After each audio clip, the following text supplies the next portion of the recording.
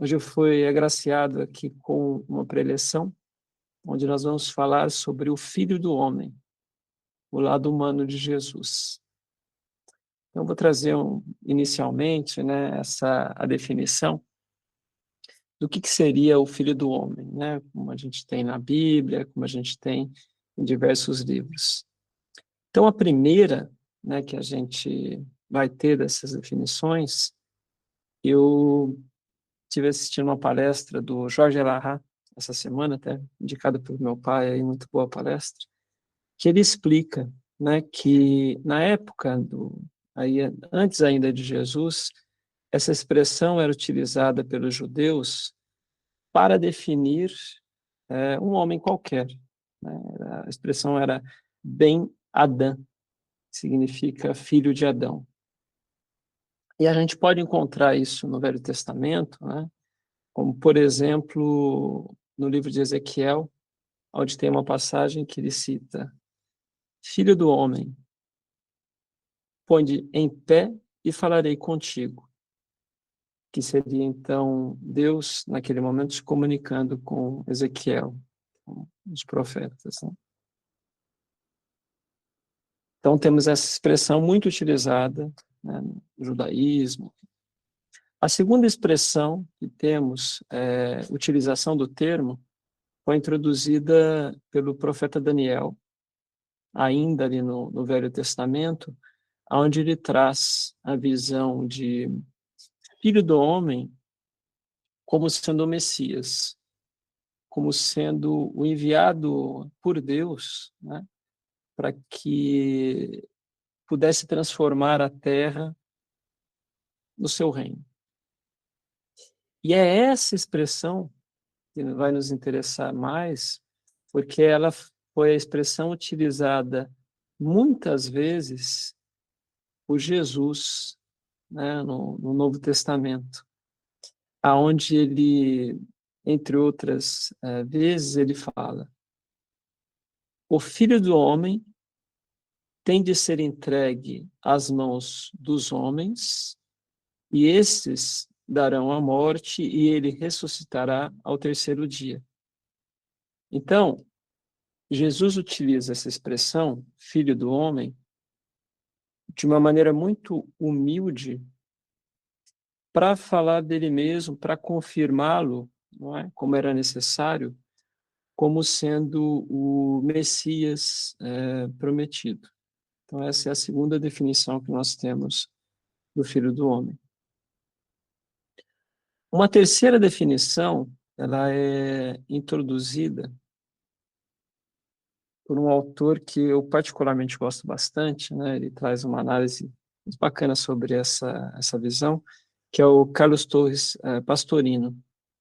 O Pastorino é quem escreveu um livrinho que muitos de nós leva no bolso, né? Que é o Minutos de Sabedoria. E ele escreveu também uma obra que se chama A Sabedoria do Evangelho. E lá, não é, ele cita a passagem onde Jesus ele fala do seu primo, João Batista. Então, Jesus, nessa passagem, ele referencia João Batista e ele fala, primeiro para confirmar, né, nessa questão da confirmação de que ele era o Messias, ele diz que Elias já tinha vindo.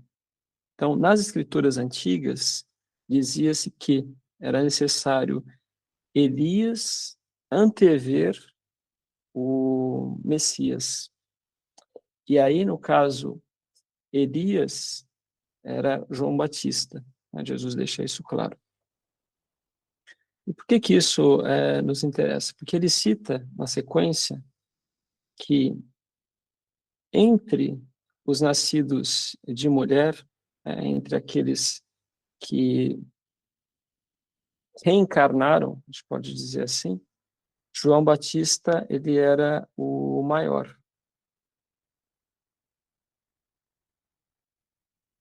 E Jesus traz, também nesse momento, essa referência de João como Elias, ele diz, então, que foi necessário, né, ele renascer.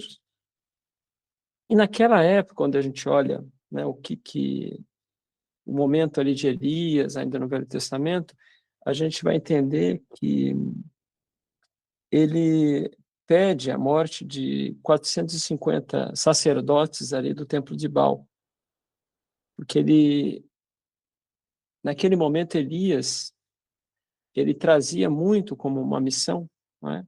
Confirmar Deus como único. Então, seria o culto do Deus único. Mas ele erra nesse momento, onde é trazida, então, a questão aí onde ele ordena a morte, né, dos sacerdotes.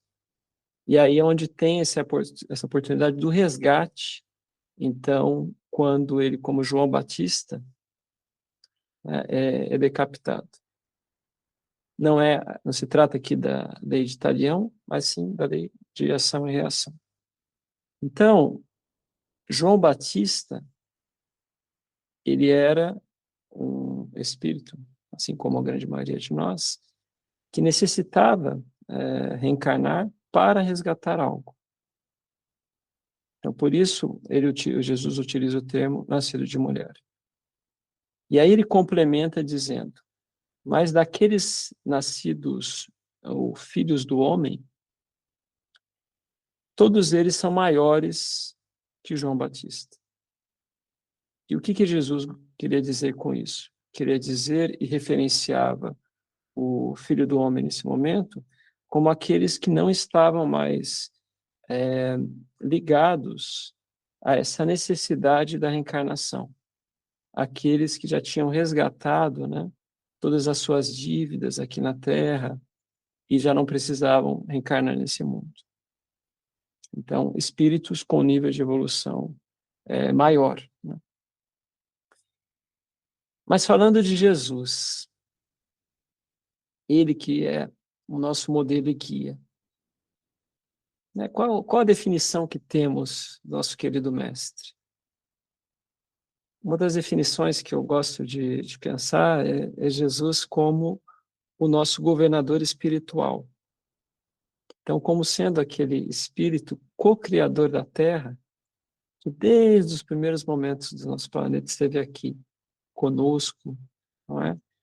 Para que a Terra pudesse, né, se formar, que pudesse advir esse mundo que ela é hoje, como co-criador. Tem um livro chamado O Sublime Peregrino, qual já falamos algumas vezes, né? A Dani, algumas pregações já nos trouxe um pouco desse livro, que ele fala de Jesus como sendo um espírito já no nível de evolução tão grande que os sistemas solares onde ele evoluiu já não existem mais. E é um espírito que tem uma conexão direta com Deus. Não precisa de um intermediário, né, para estar recebendo, então, as orientações de Deus. E Jesus nos confirma isso em muitos momentos do Novo Testamento, onde ele diz, por exemplo, eu e o Pai somos um. Né? Ele diz, então, que ele tinha aquele nível de conexão, né, com Deus, de comunhão, aonde o seu pensamento e a vontade do Pai eram a mesma, né? Existia essa comunhão perfeita.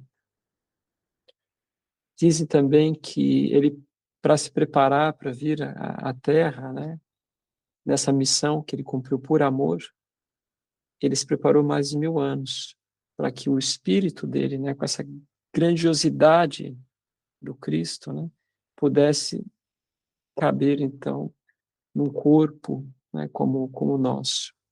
E que ele sofria muito enquanto esteve aqui conosco, porque vocês imaginem, né, condensar, né, a grandeza desse espírito dentro de um corpo que o limitava muito, né? Então era muito difícil para ele esse momento que ele conviveu aqui.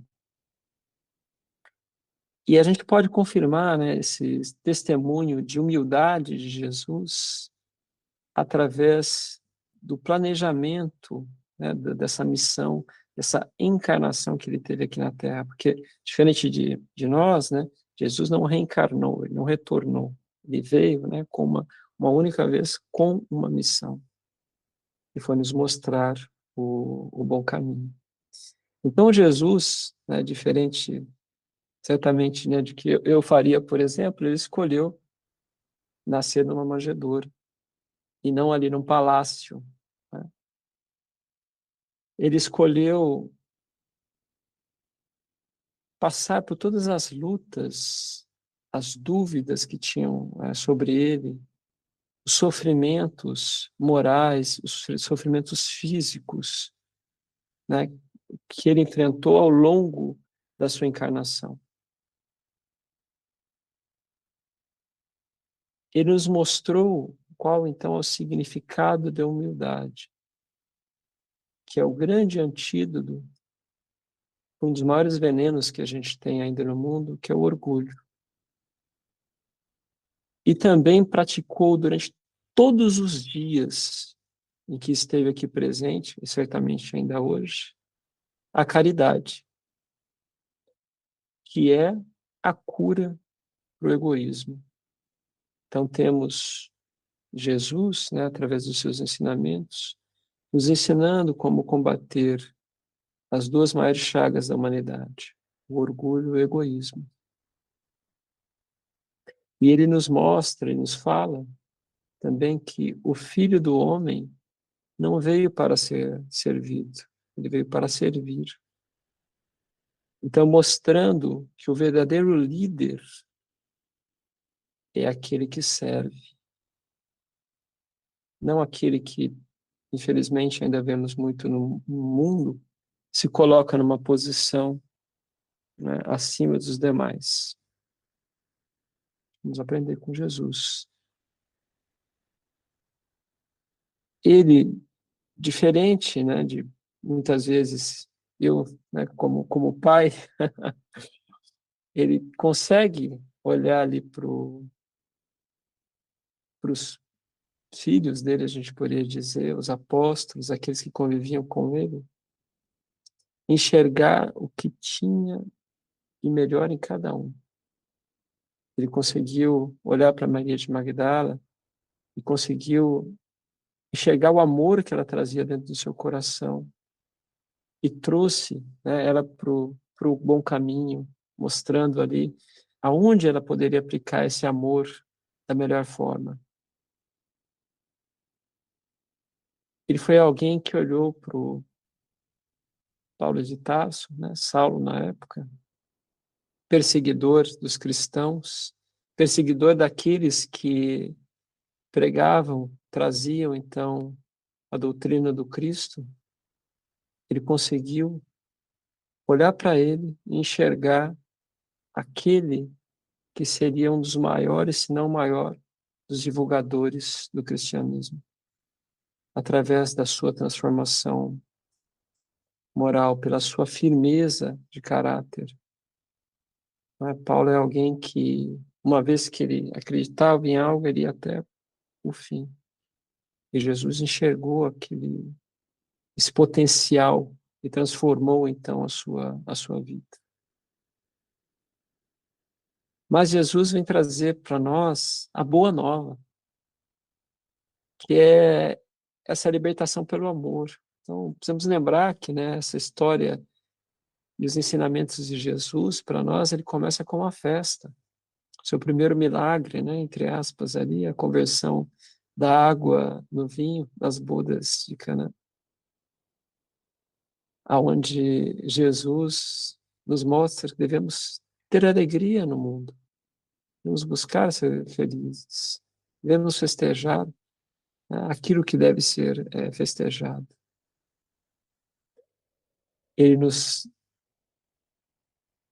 traz um resumo dos mandamentos, quando questionado, não é? Em apenas dois, e após ele complementa, que são: amai a Deus sobre todas as coisas e ao próximo como a si mesmo. Mas no mundo como o nosso, onde muitas vezes nos maltratamos, não é? Parece que algumas vezes buscamos nos destruir, enfim, ele trouxe ainda para os discípulos um novo mandamento, que foi que vocês possam se amar uns aos outros, como eu vos amei. Ou seja, que possamos olhar para o nosso próximo, que possamos recordar os ensinamentos de Jesus e que possamos tratá-los da maneira que Jesus os trataria. Essa talvez seja, né, a definição ali mais perfeita, né, desse nosso irmão maior. Então aprendemos muito com Jesus, né? E hoje destacamos um ponto onde ele traz que a caridade é o que contrabalanceia o egoísmo. Então, quando temos dificuldade, quando estamos sofrendo por algum mal, que possamos olhar o próximo, que possamos levar o conforto a alguém, e assim esqueceremos dos nossos problemas. Assim não mergulharemos, não é, nos nossos problemas que parecem ser os maiores, né? Porque, como todo ser humano, para mim, os meus problemas parecem ser os maiores do mundo. Até o momento que eu olho o próximo e vejo que existem dores muito maiores. E ele traz também a humildade como sendo o remédio que vence o orgulho. Quando eu não escolho me sentar no primeiro lugar da mesa, quando eu me sento nos últimos, e aí posso ser convidado a estar mais próximo do nosso querido Mestre.